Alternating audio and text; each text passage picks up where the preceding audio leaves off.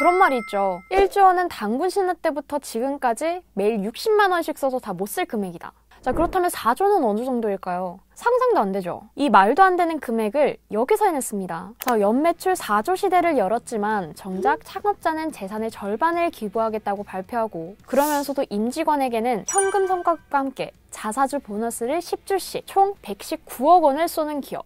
진짜 부럽다. 자, 새로워진 기업 분석 리포트. 이번에는 카카오에 대해 알아보겠습니다.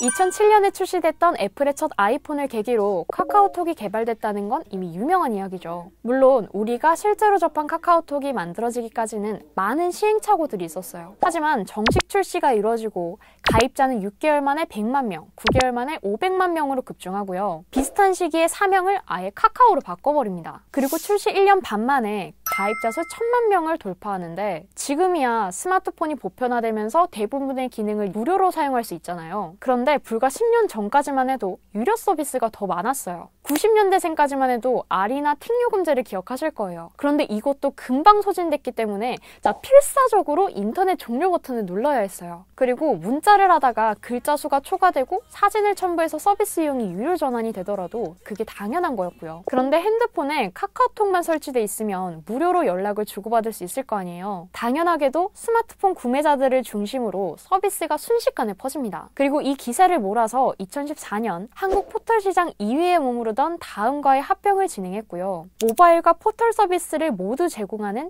다음 카카오를 탄생시켜요. 물론 그 다음 해인 2015년에 다음과 카카오의 공동대표 체제가 종료되면서 공식 사명이 현재 우리가 알고 있는 카카오로 다시 변경됩니다. 첫 시장은 카카오톡 서비스였지만 현재는 온라인과 오프라인, 포털과 모바일의 경계에 상관없이 사업 영역을 확장시키고 있는 카카오. 자, 그런 만큼 이번 영상에서는 카카오의 역대급 매출을 이끈 사업과 뒷받침한 사업을 확인해 볼 거고요. 동시에 성장세가 부진했던 사업도 함께 살펴볼게요. 지난해 카카오는 엄청난 유종의 미를 거뒀는데 코로나 시대에서 분기와 연간 실적이 모두 최대였어요. 어느 정도였는지 조금 더 자세하게 살펴보면 지난해 4분기 매출은 2019년보다 46%가 증가한 1조 2,451억 원, 영업이익은 88%가 증가한 1,489억 원이었고요. 여기에 힘입어서 지난해 전체 매출은 2019년보다 35%가 증가한 4조 1,567억 원, 영업이익은 121%가 증가한 4,560억 원을 기록했어요. 이 중에서도 영업이익은 8분기 연속으로 성장하고 있는데, 사실 그보다 더 옛날로 거슬러 올라가면 카카오에게도 잠시 주춤했던 시기가 있다는 걸 알 수가 있어요. 2018년 당시에 카카오는 매출의 경우 2조 원을 돌파했지만 영업이익은 2017년과 비교했을 때 정말 딱 반토막이 났었어요. 신사업 때문이었죠. 당시 카카오는 B2B 시장과 해외 시장을 공략하기 위해서 준비하고 있었고요. 동시에 모빌리티와 페이, AI 알고리즘이 접목된 새로운 광고 모델 등을 선보이기 위해서 투자를 확장하고 있었어요. 그렇다 보니까 인건비와 마케팅 비용 같은 다양한 지출이 발생할 수밖에 없었고요. 신사업에서만 650억 원의 영업 손실이 발생합니다. 하지만 여기서 우리는 미래를 위한 손해라는 문구가 이럴 때 적용되는 말이라는 걸 알 수가 있어요. 신사업에 포함되는 카카오 모빌리티의 매출과 카카오페이의 거래 금액이 확대되면서 지난해 해당 분야의 매출이 2019년보다 111%가 성장한 5,501억 원을 기록했고요. 4분기만 놓고 봐도 2배 가까이 증가한 1,740억 원을 기록하면서 영업 손실을 발생시키던 신사업은 카카오의 매출을 뒷받침하는 경쟁력이 됐습니다. 자, 이렇게 매출을 뒷받침한 게 신사업이었다면 앞장서서 끌고 간 사업은 톡비즈 사업이었어요. 카카오톡 채팅 페이지에 접속하면 가장 상단에 뜨는 광고를 본 적 있을 거예요. 그걸 비즈보드 광고라고 하는데요.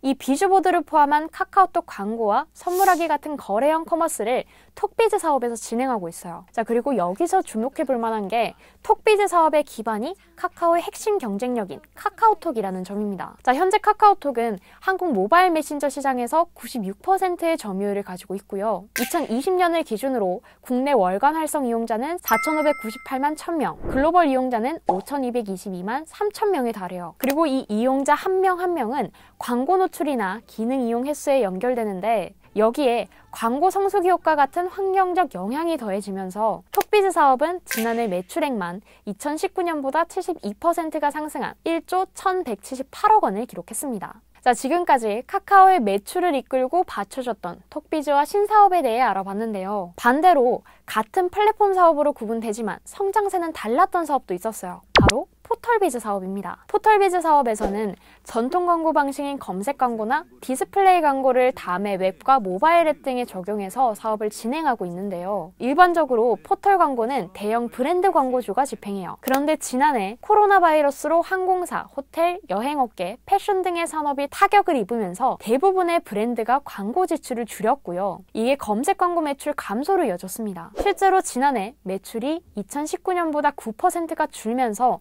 4,779억 원에 그쳤어요. 자, 전체적으로 다시 한번 정리해보자면 톡비즈 사업과 신사업은 성장하면서 카카오의 최대 매출에 기여했고 포털비즈 사업은 이와 반대였습니다. 쉽죠? 이제 취준생을 위한 취업 포인트를 알아보기 전에요. 자, 사실 카카오의 매출 증가와 관련해서 주목해볼 사업은 톡비즈 사업과 신사업 외에도 하나가 더 있어요. 바로 웹툰, 웹소설 사업을 진행하고 있는 유료 콘텐츠 사업입니다. 유료 콘텐츠 사업의 매출은 2019년보다 78%가 증가한 5,280억 원이었는데요. 카카오는 이미 북미와 중화권, 동남아를 포함한 10개국에 진출해서 콘텐츠 사업을 진행하고 있고요. 일본에서는 이미 카카오 재팬의 피코마로 빅게임 부문 앱 1위를 차지하기도 했어요. 자, 참고로 일본은 세계 1위 만화 시장을 보유하고 있는 국가인데 그 규모만 미국이나 중국보다 5배가량 큰 약 5조 7천억 원에 달합니다. 그에 비해서 웹만화 시장은 약 2조 1,500억 원, 앱만화 시장은 약 8천억 원 규모밖에 되지 않아요. 앱만화 시장이 압도적인 우리나라와는 정반대입니다. 자, 그런데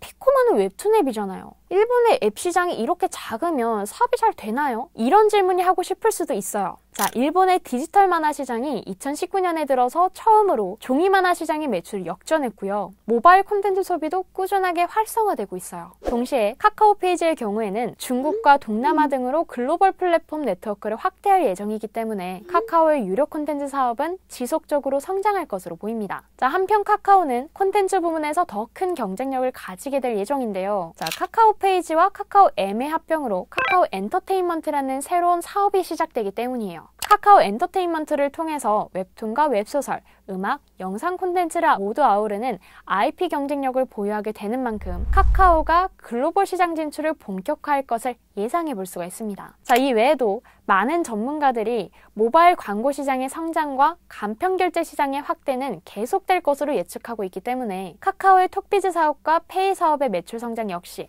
계속될 것으로 보이는데요. 특히 간편결제 서비스는 오픈뱅킹이 도입되고 코로나 바이러스가 확산되면서 급격하게 성장한 산업 중 하나예요. 실제로 지난해 1월부터 9월까지 모바일 기기 등을 이용한 결제는 하루 평균 1조 원씩 발생했고요. 이 중에서도 39%가 간편결제 이용 비율이었습니다. 10명 중 4명이 간편결제 서비스를 이용했다는 거죠. 물론 한편에서는 이미 카카오페이는 높은 점유율과 함께 많은 사용자 수를 보유하고 있기 때문에 더 큰 성장세를 만드는 건 쉽지 않다라는 의견도 존재하지만요. 카카오페이는 올해 카카오페이 증권의 주식 위탁 매매 서비스와 디지털 손해보험사 출범처럼 금융 서비스 부문을 강화하면서 새로운 경쟁력을 만들어갈 예정입니다. 자, 지금까지 카카오의 매출과 관련된 사업들과 함께 새로운 시작을 앞두고 있는 사업과 산업의 전망에 대해서 알아봤는데요. 이번에는 진짜로 취준생을 위한 취업 포인트, 회사 평가와 연봉에 대한 정보를 확인해 보겠습니다. 우선 2020년 상반기를 기준으로 구직자와 직장인이 뽑은